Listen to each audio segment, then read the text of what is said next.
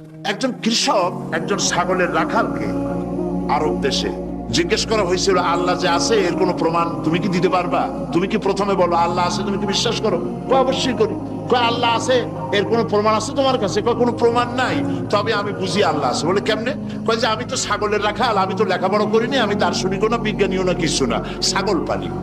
আমি চিন্তা করি ছাগলে খায় ঘাস আর পায়খানা করে কতগুলো ক্যাপসুলের মতো ট্যাবলেট, আল্লাহ যদি না থাকবে এগুলো হয় কেমনে? ওর মাথা যেমন ও বুঝছেও তেমন। কথা বুঝতে পেরেছেন?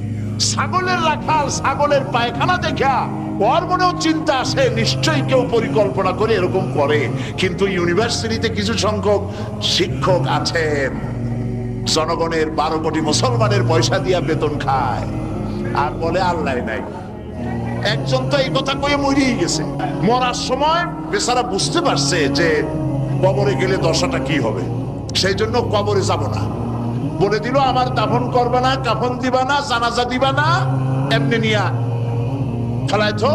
তারপরে কি বলে মেডিকেল কলেজে দিয়ে দিও, ছেলেরা আমাকে অপারেশন করিয়া কাটাছেড়া করিয়া অপারেশন শিখবে। তার ওসিয়ত অনুযায়ী কাজ হয়েছে, এত বড় বুদ্ধিজীবী, তো তার ওসিয়ত তো শোনাই লাগে।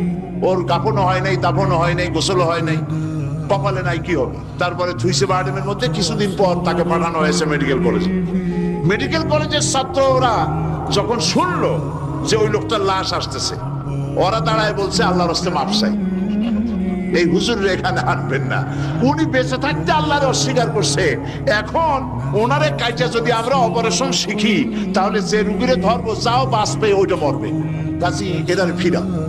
এরপরে মিয়া কোনো জায়গায় নিল না, আবার মিয়া বার্ডেমের ডিপ ফ্রিজের মধ্যে রেখে দিছে। আমার এখন চিন্তা হয়েছে যে এই লাশটারে যদি এখন রাস্তায় ফেলায় দেয় কুত্তাও খাবে না, কারণ আমার দেশের কুত্তা, আমার দেশের কুকুরেরা এতটা অভদ্র না।